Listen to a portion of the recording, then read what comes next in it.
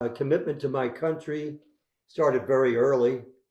I was taught to be committed to the America by my father. He would raise a flag every morning on the front lawn in front of his four sons and daughter and wife. He was a true patriot. He appreciated America. And so from him, I was imbued with the idea of public service to the United States. That led me to my position in the U.S. Justice Department as an assistant to Robert F. Kennedy, the Attorney General. And that led me to my work as a public defender later on in Washington. Consequently, public service has been part of my life. Commitment to learning has been part of my life. Commitment to brotherhood, which SciU offered me so generously at Amherst College, is also a part of my life. I'm one of three brothers who were all Psi Upsilon members, the Gamma chapter at Amherst College. My brother Carl was president of SciU. I came 3 years later. He was a graduate in the class of 51. I was a graduate in the class of 54, and my younger brother David Stephen Wolff was a graduate in the class of 58. David went on from Amherst to become trustee at Amherst College and a graduate of the Harvard Business School. I went on and became a graduate of the Yale Law School. And so I always carried with me the value of brotherhood that I learned at SciU. And I found at our wonderful convention last summer in Chicago so many good brothers who share that same intangible feeling of filial love for other brothers of Psi Upsilon.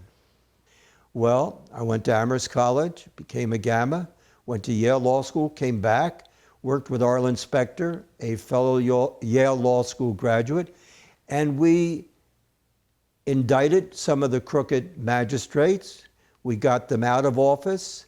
We got the rules changed by going to the legislature. From then on, every judge who sat in magistrates court had to be a law graduate, a law practitioner, knowledgeable of the law, no more political hacks. You had to pass certain qualifications. So that was one of my very first major acts of public service, because that helped the poor people of Philadelphia. Now, when they came before the Bar of Justice, they not only would have a lawyer, which wasn't happening in those days when I watched it back in 1954, they would have a hearing, they would have no deriding or embarrassment or bullying by an unqualified judge, and they would have a judge who was a law school graduate.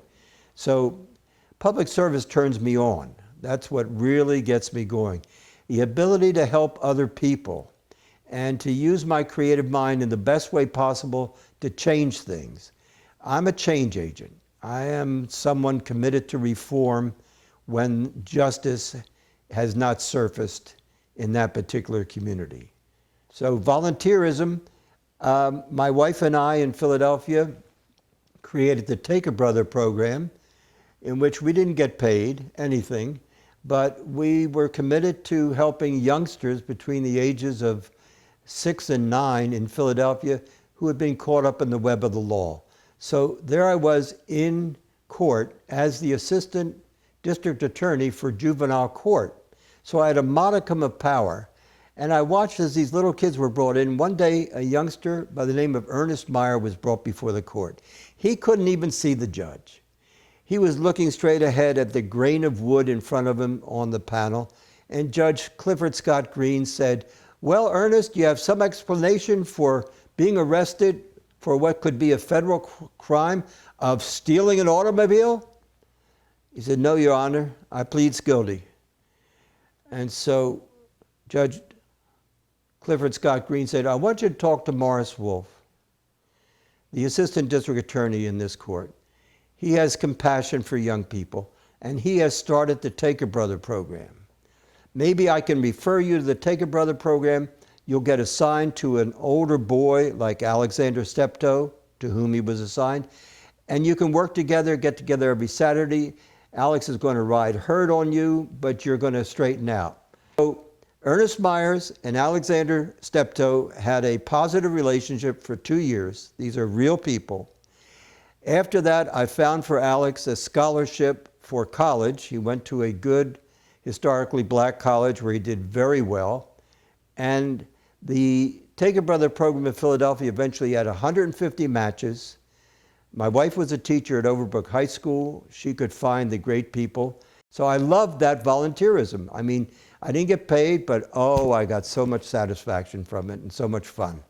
I got my high or satisfaction from doing the program, from having men like Harry McCall from Big Brothers of Philadelphia be a senior advisor. And the Big Brothers program was very helpful. So my satisfaction was deeply in the work itself. And volunteers who are looking for happiness in volunteer work have to love the volunteer work itself, as I know many SIUs will acknowledge. Getting an award from the White House was icing on the cake. I was happy for our youngsters to have that kind of recognition. I was merely a channel for that to happen. I loved my education at Amherst College. There we were, an all-boys school with 2 fabulous women's schools nearby, and we were a fraternity college, which I loved. The SIU House is and was magnificent. Stands at the corner of Route 9 and the major Main Street. It's like a chateau. And the members that I met in SIU were people of accomplishment. Crate Bedford, my brother Carl himself, Rusty Fennell, and all those people who rushed us that year. Of course, it was quite competitive. The fact that your brother's here already is only a positive. He's been a very good president of SIU. Matter of fact, he's been the very first Jewish president of SIU, and we think that's an accomplishment. So Rusty was already addressing very important issues at that time. There was discrimination in fraternity life, as we all know, back in the mid-50s. And SIU had already put its money where its mouth is and said, we're going to take qualified, friendly, sociable young men of character from any background. And that tipped the scales for me. I said, then I had the greatest class of guys who came in that year. I just spoke with one of them 2 days ago. We've kept our friendship for years. Freddie Greenman, who lives near Boston. John Lagomarsino. Harold Scott, my beloved friend who became the president of a Fifth Avenue advertising firm, Batten, Barton, Durstein, and Osborne. And I had lunch with him there. And Harold was a hoot. He was a great sense of humor. He helped me write my senior thesis. And Saturday nights were fantastic. I studied all week. I studied hard because I wanted to go to law school. But Saturday nights, we put the books away. We went down in the bar. We had a couple Frosties, and we enjoyed it. And I had the great pleasure one weekend when my parents visited, taking my dad down to the SIU bar, and they gave him his own honorary mug with Leo written on it, class of 1919. My dad never got beyond the 8th grade, but he treasured that mug. Those little moments, those little intangible moments are of great value, as I'm sure many other SIUs who see this film will attest to. I think positive mental attitude, which is what I'm talking about right here, is vital. All our days on earth, enjoy each one, which is a SIU message in many ways. So there's very little I could offer my brothers other than to keep on doing what you're doing, eat healthy, and choose a wonderful wife. That can extend your years more than anything else. And I've been very blessed and fortunate in that regard. She is a gem. When I was the president and secretary general of the International Student Exchange Program for a year and a half in Geneva, I went over, I built the secretariat, I extended the program to Ghana, Nigeria, and Sierra Leone, which was a joy because it kept the program vibrant and growing, and it honored diversity. When I got the desire to extend the program to other countries, I had to get on my horse and go out and do it. Oh dear old shrine, our hearts around thee twine. We'll love thee yet, we'll ne'er forget the days of old lang syne. And then there's one more. Upsilon, you forever, symbols nearest to our heart. La la da dee dee dee dee la da dee da da da da, and our memory of our dear Upsilon. So you can see, I remember most of it, and I can gather the other words when I get together with my Sayu brothers at the next annual international meeting, just as we did in Chicago last year at the Palmer House. I think fraternity life brings out the best in people, especially when you get the chance to live together. I know there was a freedom to have that back in the 1950s. University administrations were not hassling the House leadership as they later did at Amherst, forcing us off campus, or at the University of Pennsylvania with a castle. I'm familiar with that. That's a shame, because living together, you have responsibility for the house. It's yours to keep clean and not trash. You have the honor of being a Sayu. The Sayu house at Amherst was gleaming. We had a beautiful floor in the living room. We had a porch outside the living room. We had Eleanor Roosevelt come and visit us for an official tea, and she marveled at the Sayu house. I went to pick her up at the airport.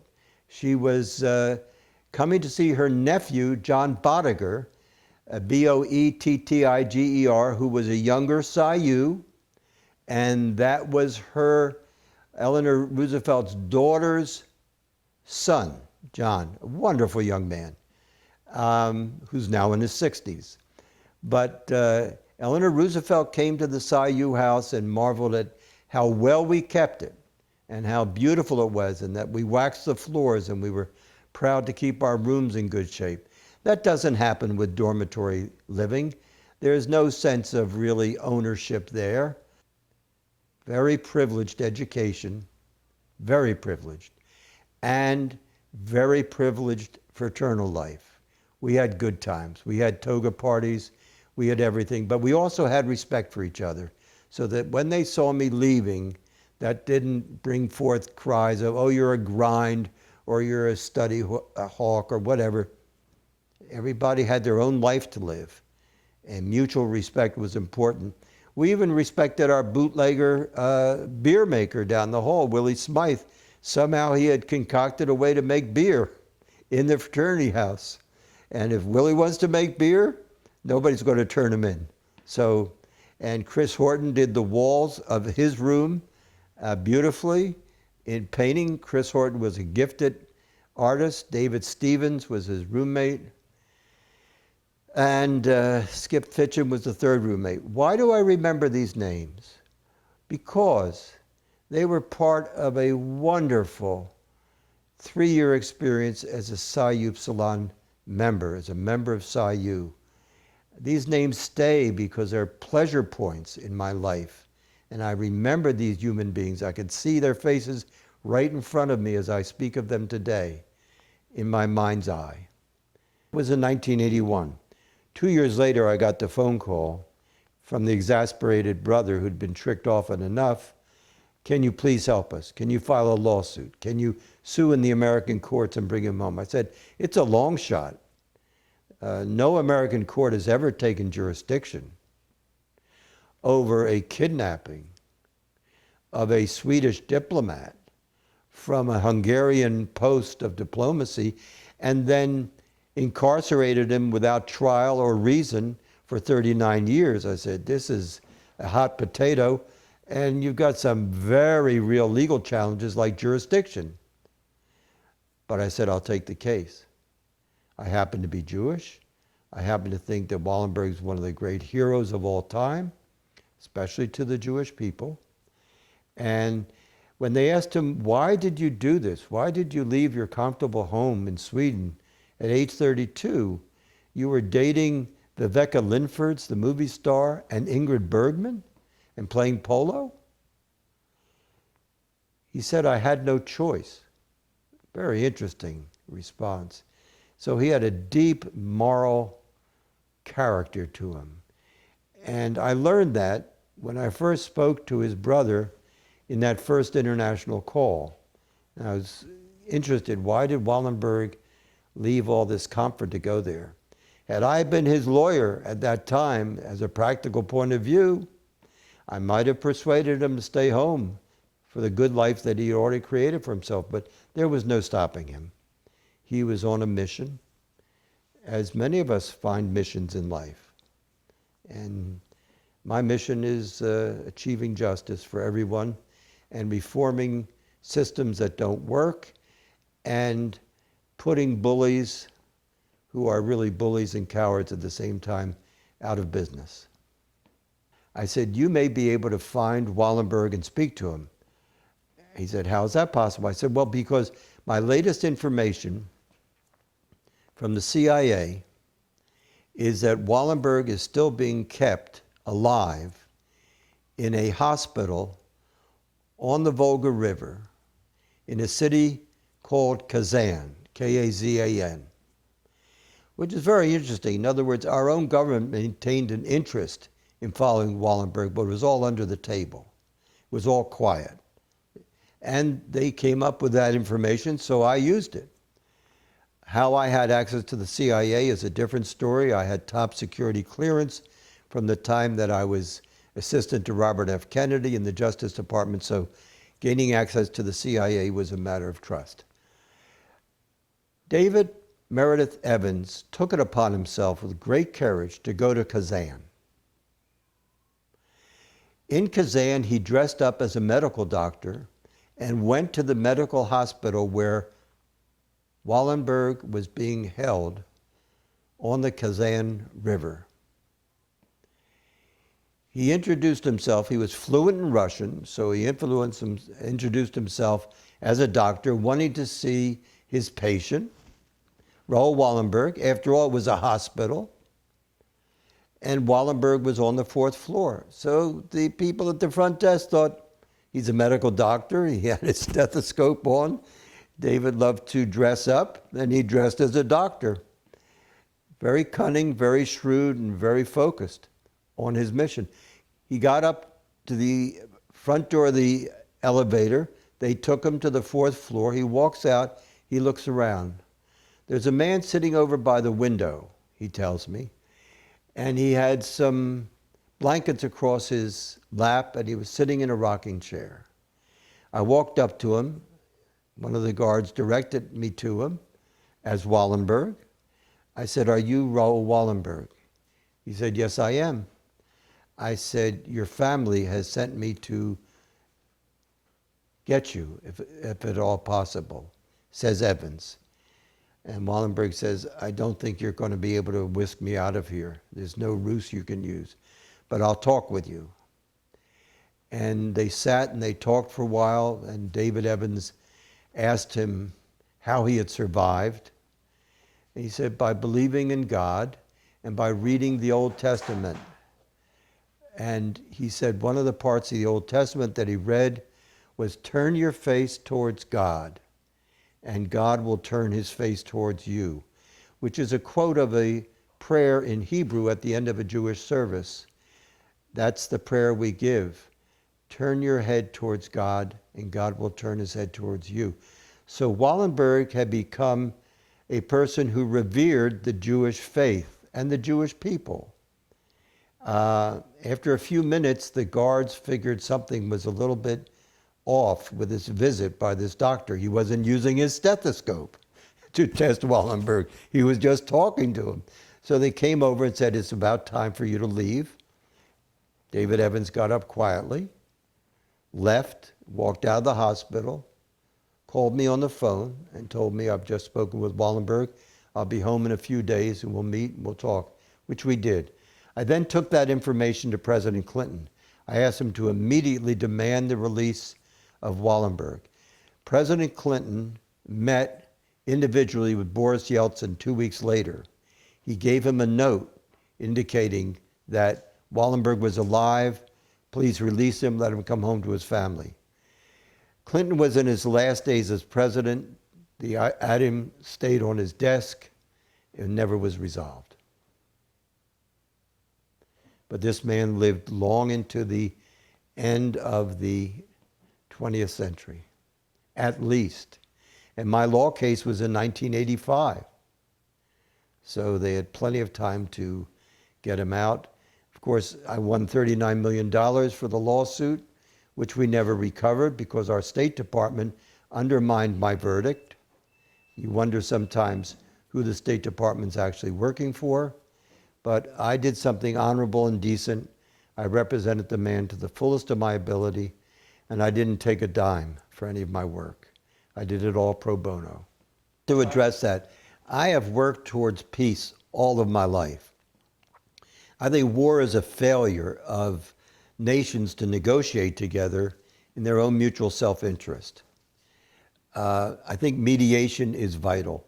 My work in Switzerland was all geared towards peace. In other words, to create a program where young people were exchanging between nations and could learn that everybody likes the same things. People like to sit down and have a chat on a Saturday afternoon, or they like to go out and have a beer.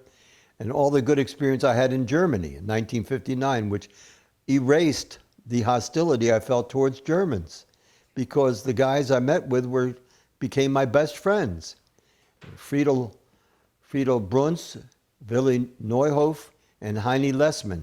Now again, 60 years later, I remember the three names of my best buddies in Germany during a 2-month summer working at the Cologne Chamber of Commerce. So peace could be achieved. We did achieve peace in Europe. I was masterminding the exchange of 500 German students and 500 French students to glom together, in effect, and go to the other country for a traineeship with a business. There haven't been any wars between France and Germany. And yet I traveled to Bahrain in my private law practice capacity as an international lawyer. I met with Khalifa al-Khalifa, the head of Bahrain. I spoke 4 days ago with the Bahrain embassy to congratulate them on the treaty. And I said to them, I've had plenty of international business experience in Saudi Arabia, Israel, Bahrain, all over the world. If and when you need someone for any legal reason whatsoever to comment or consult with, I am here for you. I spoke to the military attaché of the Bahrainian embassy. So I'm proactive. In other words, I'm only 84. I have another good 10 or 20 years, thanks to my incredibly fabulous wife, who looks after my diet and my behavior. I'm finishing my second book, which is called Lucky Conversations. It's just been accepted by the publisher of my first book, Whatever Happened to Raoul Wallenberg. I love my life as a writer. I love the fact that I've written a book called Whatever Happened to Raoul Wallenberg, the true story of Holocaust hero Raoul Wallenberg and my efforts to rescue him from Soviet Union imprisonment. This book has been endorsed by Elie Wiesel, by 2 presidents, Obama and President Clinton, and it will be endorsed by President Donald Trump, I have been assured. And it tells of one man's efforts to rescue Wallenberg. And I did it as part of a team. I didn't do it all by myself. I had Mary Levin from Pepper Hamilton, Philadelphia. I had lawyers from Davis, Polk, and Wardwell in New York. And the other law firms in New York, White and Case, Cahill Gordon. We were an armada before I got done. And that was smart. When we went to federal court in front of Judge Barrington Parker, an African-American judge of great ability, I had all my team there. And I had Wallenberg's brother with me. We walked up the steps of the court together to go into court. And Judge Parker picked up the phone and called the Russian embassy and said, "You're not here, are you coming?" And silence. So we actually presented our case and we won a default judgment. The Russians never contended. Why? Because they knew we had a good case. They were scared to death of the consequences, and they were scared to death of having to open their mouth in a courtroom and confess to kidnapping Wallenberg. After we won our verdict, the State Department filed a notice of interest against the judgment. Can you imagine? Our own State Department filed a petition or motion of interest against our judgment. We paid that State Department.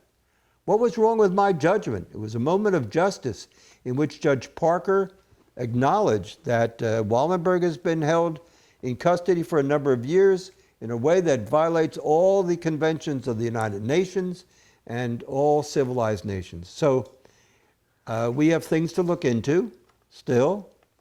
And when I visit with President Trump, he's going to help me to find answers to that. And any of you are interested, you can find the book on Amazon or go to educationpublishers.com or give me a call. I love to hear from brothers, and I love to hear from the general public. Anatol Sharansky is one of the people who endorsed my book, Nobel Prize winner. He says, the work of human rights attorney Morris Wolff in his effort to rescue Raoul Wallenberg is a courageous mission at the highest level of human rights activity. As a man who spent time as a dissenter in a Russian prison, I know that he and his client, Raoul Wallenberg, have experienced great pain. I commend this excellent book to you. Read it, cheer, and weep. It records an important and hair-raising moment in world history. Thank you for the interview.